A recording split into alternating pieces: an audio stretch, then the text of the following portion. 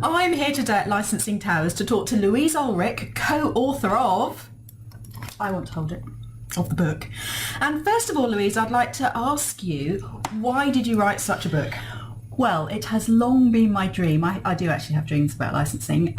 To help people find answers to their licensing questions easily. So if you think about the enormous amount of knowledge you have to have in your head about licensing to be able to go, know the answer, not possible.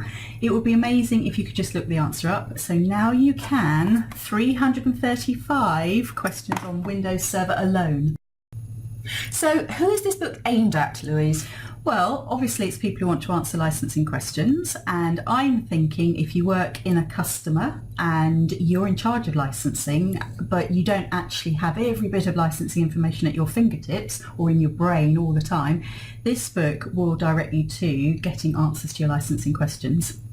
Equally, if you're like a SAM person, so you go to lots of different customers, you come across lots of different environments, products you haven't seen for a while, this book will find you. Those poor people will be able to get answers to their licensing questions. There's 335 in here, carefully just chosen. on Windows 7. Well, actually, it's the essential ones. Okay, so there are more. There are more. Okay. So why is this book different to other books? Well, it is important to know it doesn't teach you about the licensing. So if you're thinking, oh, I know nothing about Windows Server licensing, it's not for you because it doesn't explain the licensing. It's like having a really brainy person in the corner that you just call over to. It's like having you in the corner. Well, yes, if you like to think of it like that, a really brainy licensing person in the corner that you can just fire your questions to and they answer them. But that's not all. Oh no. You know, sometimes you ask somebody a licensing question and they give you an answer and you think, oh, that sounds a bit odd. Is that really true?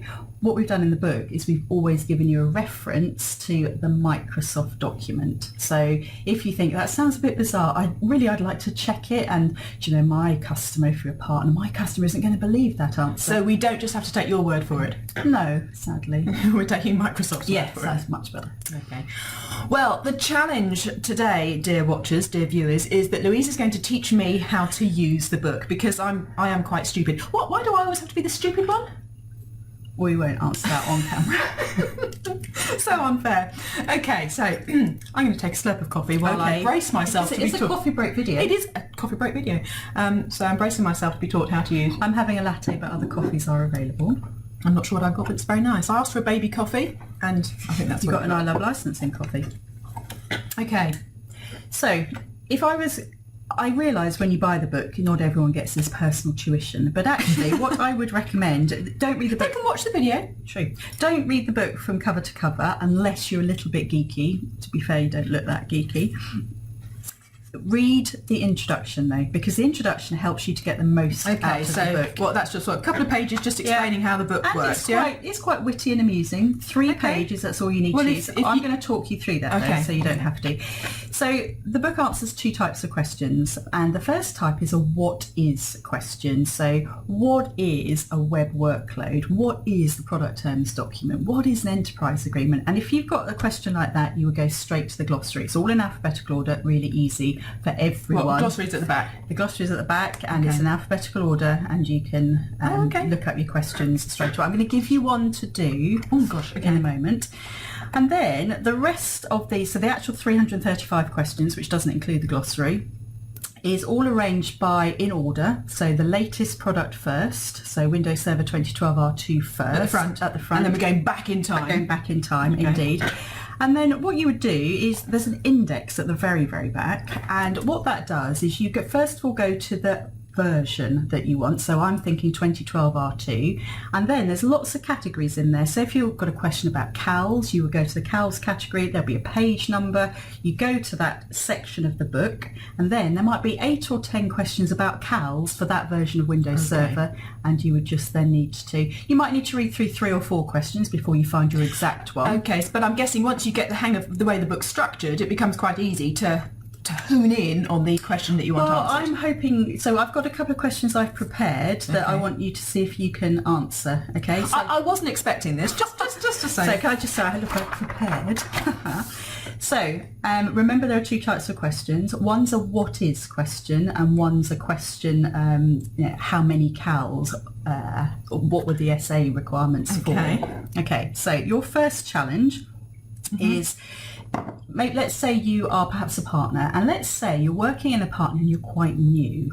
Okay, but you've obviously got customers because you've got to make some money, and one of them's rung up and says, what are extended use rights for RDS? That sounds like a what is. Very good. So I'm going to go to the glossary. Excellent work. Which is alphabetical.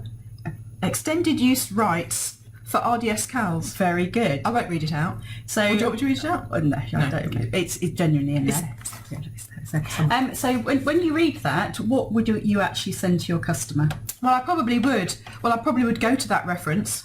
And there's a reference even in the And I would probably copy and paste that paragraph into the emails and give them a link to the reference. Yeah? Yeah, perfect. So very credible, valid response. Yeah. Makes it sound like I know what I'm talking about. Indeed, and that's what we wanted. So the paragraph I've written in there about extended use rights will explain it to you. So that is teaching you a little bit. So you feel a little bit confident, because if I just gave you that reference, the Microsoft documents are great, obviously, but they're written in a certain language and it's not nice, friendly, colloquial language. Not for normal people. Indeed. So what I've done is tried to write it in nice, normal language, and then when you want to go to your customer with the formal stuff, you've got that reference there. Okay. Good. Well, I'm glad I passed the first test. Okay, so we're going to have a look at some index questions now. So let's imagine, and I think what happens when Microsoft do their training and all the resources they've got available, there's really good stuff on the latest version. So Windows Server 2012 R2, you can get the licensing guide really easily, find out lots of information, but older versions is harder. So let's say your favourite customer now, because you answered that question for them, says to you, okay, what was the prior version of Windows Server 2008 HPC edition? Now, you think to yourself, never actually even heard of HPC edition. Fabulous. Not really even quite understanding the question. Yeah, indeed. So let's break the question down. So we know we're talking about Windows Server 2008. Okay. So in your index... So that's the version I need to look up in the index. To be fair, she had already gone to the index. So you go to Windows Server 2008. Okay. Yeah, and then I've said, what was the prior version of Windows Server 2008? And there is a prior edition? version section in the Windows Server 2008 chunk of my index. Okay, so if you could, page if you've got your glasses, can you see the page numbers? I was thinking, my arm's long enough here. Prior versions. Just tell us, look at that. How many questions are there on prior versions on that? That's about page? 7. Yeah, okay, so that's the most. 8. Okay, that's the most you're going to have to read through. So are you able... Oh, okay, so I just scan these then? Yeah. Okay, got it. Genuinely, she didn't know what question she was answering. I wasn't expecting this. So question number 206, what is the prior version of Windows Server 2008 HPC edition? Is that what they're asking? Yeah. Yeah, well, I didn't know this. Windows Server Compute Cluster Edition 2003. Well, you sound very knowledgeable. Could you prove that to me? Yes, I'm going to refer you to page 131 of the August 2009 product list. Right, so that's pretty cool, actually. Let's think of the reality of that. How on earth would you know what product list to go to? And how on earth would you, what are you going to search for? You're going to search, did Microsoft call it a prior version? How do you find that information? Oh, thank goodness you've got a black book, frankly. Thank goodness you've got that's a good example, actually. Good, I'm glad. That's good. Okay, your customer rings up and they've heard a rumour. Oh, good. Okay. And they say, I've heard that if I'm running a web workload, I don't need CALs for 2012 R2. Right, I honed in on the version there. Right, good. You are learning well. Yeah, so I'm going to the index for that version. Yeah, which is the latest one. So it's going to be at the beginning. Yeah. Okay. So do I need a CAL for Windows 2012 R2 when I'm running a web workload? Well, I've got a CAL section. Does that sound promising? Oh, I'd go for that. Okay, so that's page 11. I think it's interesting what you said. I think the more you use the book, you kind of understand the how it works. I'm a very logical person, so it's really logically laid out. So just Simona's found a page. It's headed up with CAL. She's employing her speed reading skills now. And she's hoping against hope that question number 31, I think you'll find, are CALs required if Windows Server 2012 R2 is running a web workload? Yeah? Yep. No. Very good. So the customer says, great, that's what I'd heard. What is a web workload? I'd be going to the glossary. Oh, my God, she's such a good student. In fact, it's the very last thing on the glossary. And yes, I do have a nice definition of a web workload here. And do you have a reference to give the customer? Yes, it's page 71 of the March 2016 product terms, I think you'll find. Excellent. So let's talk about the March 2016 product terms. Everything's taken from March. We're recording this video in April. It's not a problem. The product terms don't change that often. So there will be references to pages, and you can use that, or just go to the April one and go to the equivalent in the latest one if you wanted to. Indeed. So I don't think, things don't change that quickly in the product terms. They do for other products, but Windows Server 2012 R2, been in market a while, so it's not going to change. You'll be fine. Perfect. I like it. May I keep it? You may keep it. Do you want me to sign it? Yes. Thank you. Well, I think that was a very good coffee break video.